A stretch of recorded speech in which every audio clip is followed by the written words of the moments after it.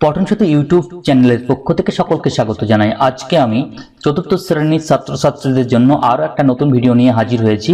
এই ভিডিওতে আমি চতুর্থ শ্রেণীর ছাত্রছাত্রীদের দ্বিতীয় পর্যায়ক্রমিক মূল্যায়ন বা সেকেন্ড ইউনিট টেস্ট 2024-এ আমার গণিত থেকে কেমন প্রশ্ন আসতে পারে তারই বেশ কয়েকটি সম্ভাব্য প্রশ্ন নিয়ে হাজির হয়েছি।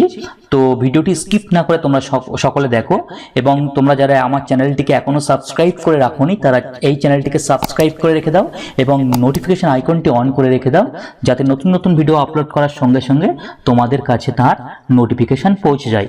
এবং ভিডিওটি ভালো লাগলে তোমরা কিন্তু লাইক করতে ভুলো না। তো চলো শুরু করি। দেখো, দ্বিতীয় পর্যায়ক্রমিক মূল্যায়ন পত্র 2024 চতুর্থ শ্রেণী, বিষয় গণিত বা আমার গণিত। ঠিক আছে। এক, নিচের প্রশ্নগুলির উত্তর দাও। ক, 1 লিটার সমান কত মিলিলিটার? 1 লিটার সমান কত মিলিলিটার? এটা সমান চিহ্ন হবে, কারণ সমান চিহ্নটা আমি টাইপ করতে ভুলে গেছি। তা 1 লিটার সমান কত মিলিলিটার? তাহলে 1 লিটার সমান কত মিলিলিটার বলো তো? 1 লিটার সমান 1000 মিলিলিটার। তারপরে খ, দৈর্ঘ্য মাপার মূল একক কি? দৈর্ঘ্য মাপার মূল একক হলো মিটার, তাই এখানে মিটার লেখো। তারপরে গ, হর 20 ও লব 8 হলে ভগ্নাংশটি কত হবে? এটা খুবই সোজা, উত্তর কি হবে? হর 20 ও লব 8 হলে ভগ্নাংশটি কি?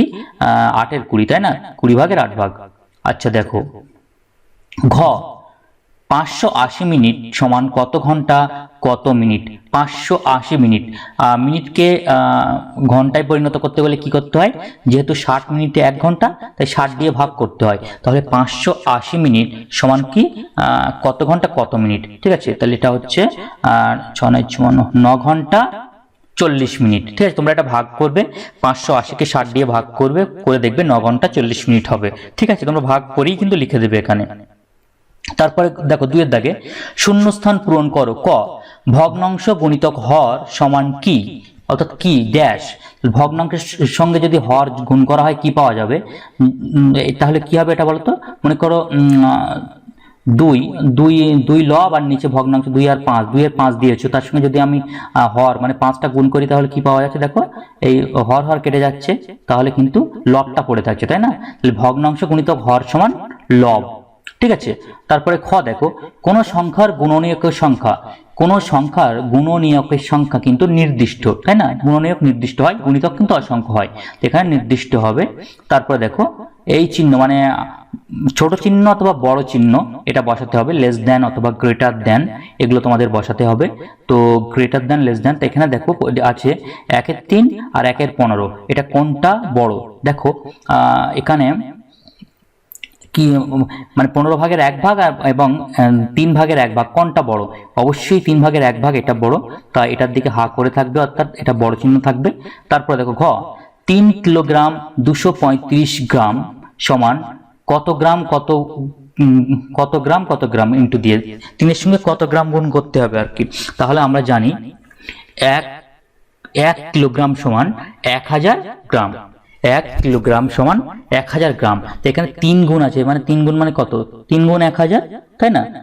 3000 গ্রাম আছে, কিলোগ্রাম আছে এখানে, তাহলে এখানে 3 গুণ 1000 গ্রাম 235 গ্রাম।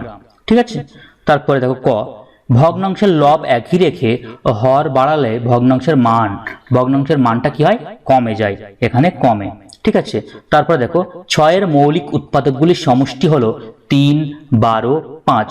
6-এর মৌলিক উৎপাদক কোনগুলি? 3 আর 2, এটা মৌলিক উৎপাদক, 3 দুগুণে 6, তাই মৌলিক উৎপাদক এখানে 3 আর 2 যোগ করলে কত হচ্ছে? 5, তাই এখানে 5। ঠিক আছে। তারপর দেখো, 2 একটি মৌলিক যৌগিক সংখ্যা, 2 একটি মৌলিক সংখ্যা, তাই মৌলিকের উপরে চিহ্ন দিলাম। ঠিক আছে।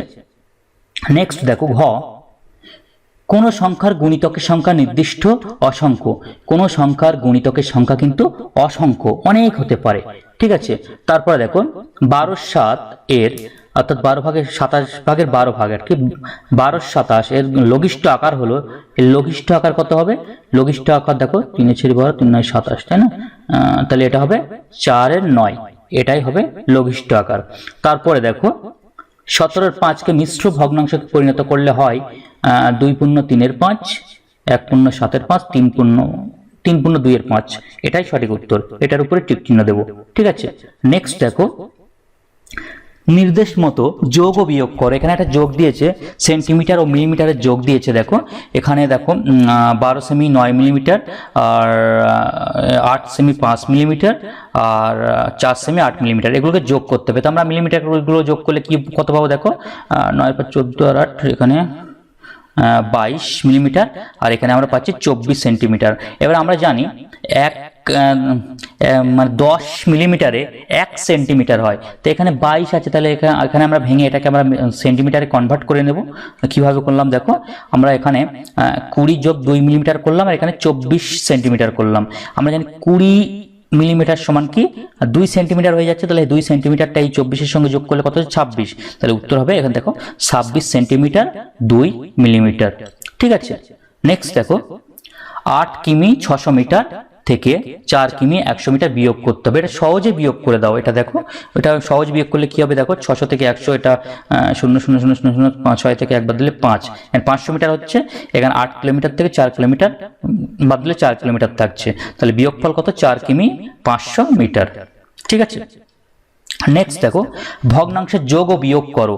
এখানে 1-এর 9, 2-এর 9 আর 4-এর 9, একটাকে যোগ করতে হবে। তা আমরা প্রথমে তিনটে, যেহেতু তিনটের হর একই থাকলে লসাগু একই হয়, 9ই হয়, তাহলে এখানে লসাগু করে নিলাম 9, আর এখানে দেখো আমরা 1 + 2 + 3 এটা যোগ করে নিলাম, তাহলে কত হচ্ছে 1 + 2 3 আর 4 7, তাহলে কত হচ্ছে 7-এর 9, তাই না, 7-এর 9 হচ্ছে। তাহলে নির্ণয় যোগফল কত, 7/9। ওকে, এবারে দেখো বিয়োগ করতে বলছে 4/6 আর 3/6, এটাকে বিয়োগ করতে বলছে, তাই এটারও লসাগু কিন্তু 6, তাই না। তো আমরা পেতে নিলাম 6, আর 4 থেকে 3 বাদ দিলে কত থাকছে, 4 থেকে 3 বাদ দিলে থাকছে 1, তাই এখানে কি হবে 1-এর 6, তাহলে নির্ণয় বিয়োগফল কত, 1-এর 6। নেক্সট দেখো নিচের সমস্যাগুলি গণিতের ভাষায় সমাধান করো। ক, মিতালি পিসি 756টি কলা নিয়ে বাজারে গেল। মিতালি পিসি কত ডজন কলা নিয়ে বাজারে গেল?